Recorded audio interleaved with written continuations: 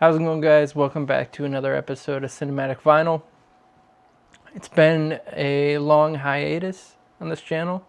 I moved to a different state and I've had a bunch of things going on, starting my videography freelance business. So just been really busy. So unfortunately, I didn't get to put out a lot of videos in the past year or so. But I would like to try and start making these more again.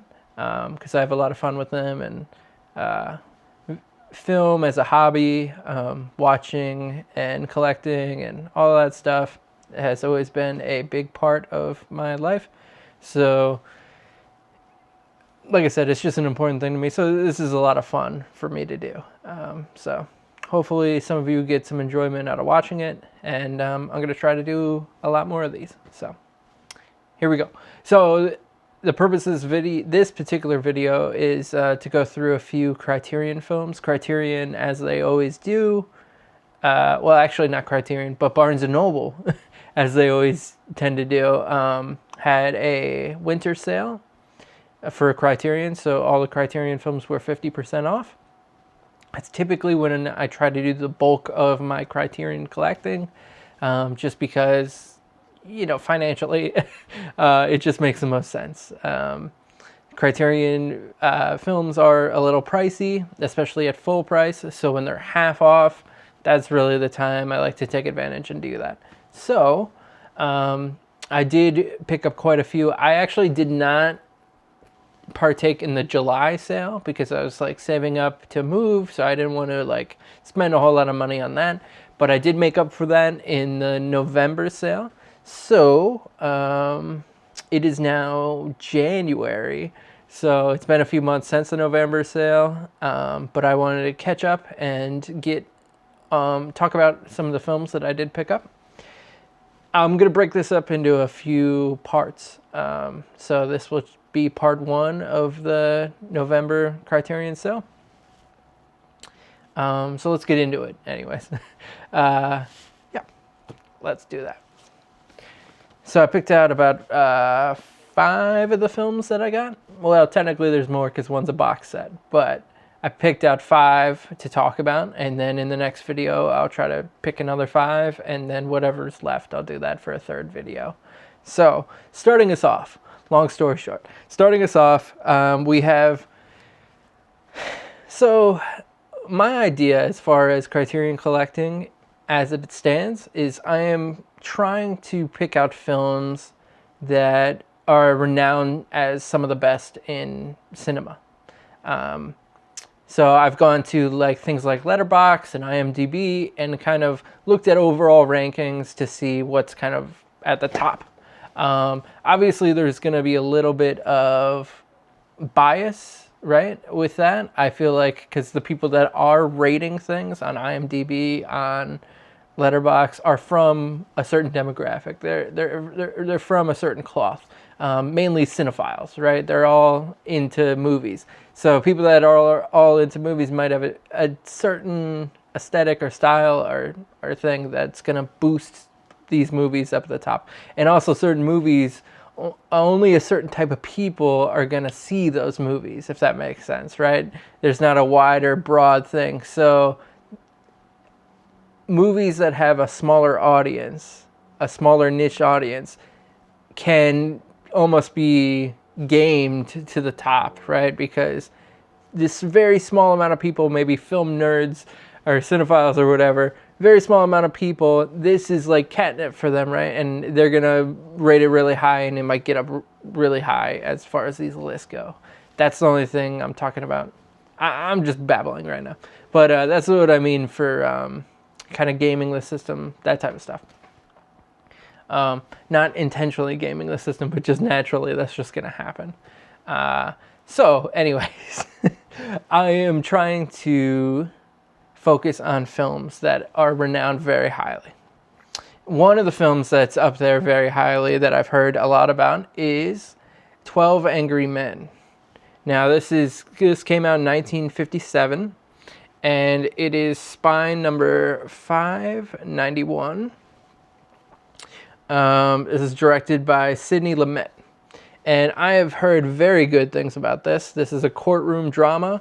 I think it has to do with a jury, right, of 12 men who have to decide without reasonable doubt that somebody committed a crime. And it kind of goes through that process. Now, this year, Clint Eastwood actually came out with a movie called Juror Number 2 that has very similar themes. I, for one, wasn't a huge fan of Juror Number 2, but some people really enjoyed that film, that Clint Eastwood movie. I am interested in checking this out. I'm hoping that I actually enjoy this a lot more than I like that film. That film had a lot of potential, but it just didn't rise to where I wanted it to go. So I'm excited to check this out. This is 12 Angry Men. It's supposed to be very good. It's based off a play, I believe. And yeah, this is, when you look at a lot of lists, this is up ranked really high when it comes to Letterboxd and IMDb. So I'm excited to check it out for myself and see if it holds up. But that is 12 Angry Men.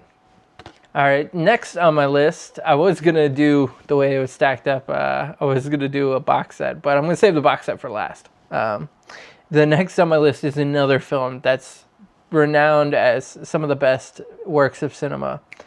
This is 3 movies, technically. It's from 1959 to 1961, and it is Spy Number 480.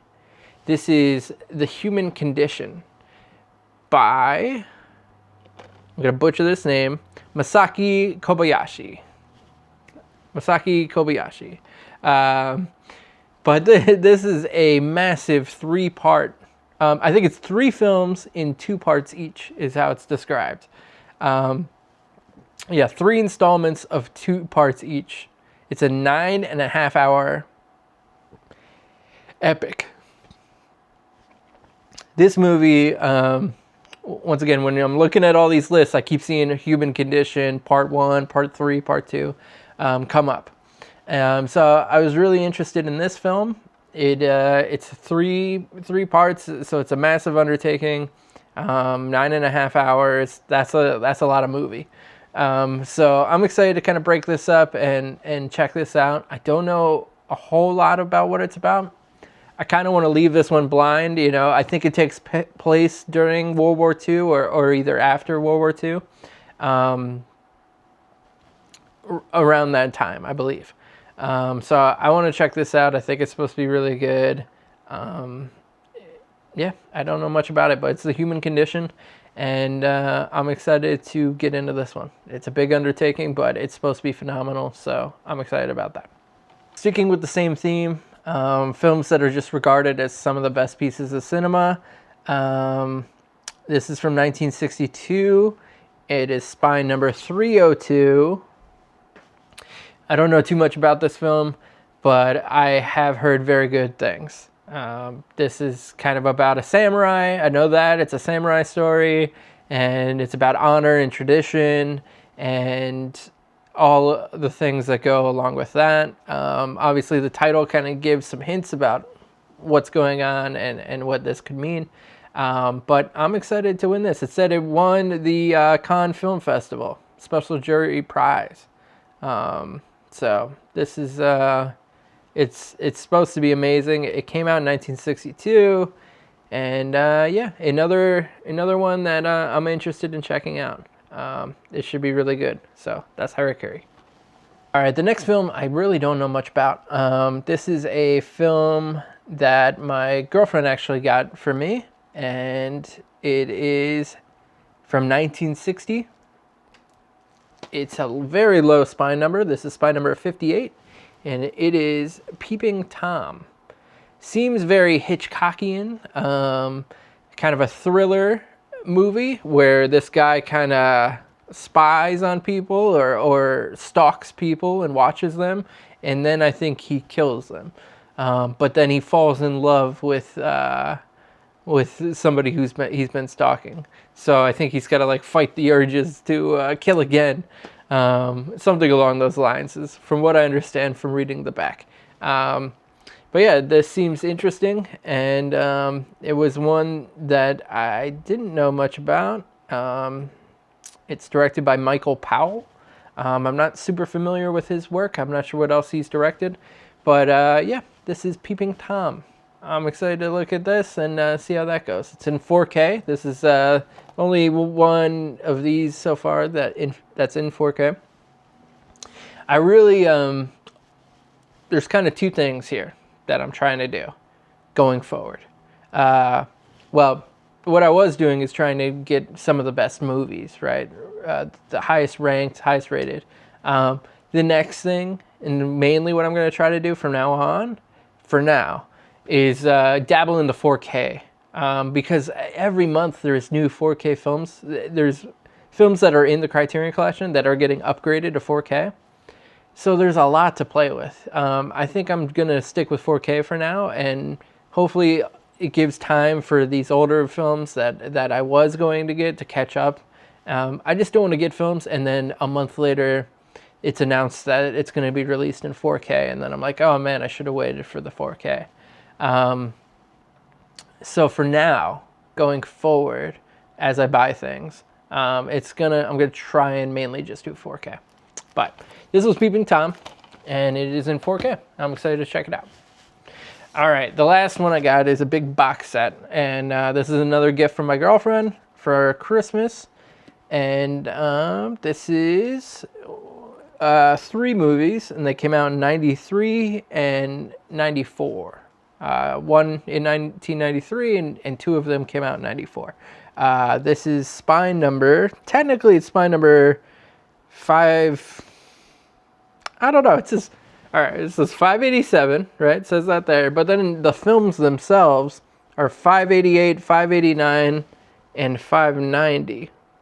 So I guess it takes up 4 numbers, even though it's just 3 films. I don't know. It's a little confusing there.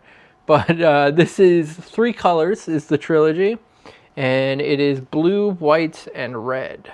And this is a box set that's in 4K. Very cool. Comes with a booklet. I know nothing about these films. I read a little bit about it on the back.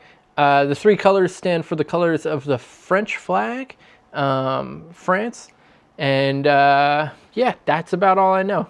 It's art house films from the 90s. Films are named for the colors of the French flag, stand for the tenets of the French Revolution: liberty, equality, and fraternity. So yeah, that's interesting. Once again, these are just renowned as supposedly really, really good films. I'm excited to check them out. I'm glad I got the 4K. Yeah, that's what I got. So all the films I got in this video are all films that I haven't seen yet. So it's kind of tough a little bit to talk about them because I haven't seen them. But I like that aspect of it, right? I like trying new things, and I like rolling the dice and like, is this going to be good? Is it not? Luckily, I'm not going in super blind. I've kind of learned about a lot of these films and seen that many other people are like, these films are awesome. You got to check these out. So I'm excited to look at them. It should be fun. Those are 5. Technically, there's more because of the box set. But these are 5 pickups that I got for the winter sale at Barnes & Noble for the Criterion Collection. Stay tuned. I will have another 5 to show you. And yeah, that will be coming real soon. All right, thanks for watching, and I'll see you guys on the next one.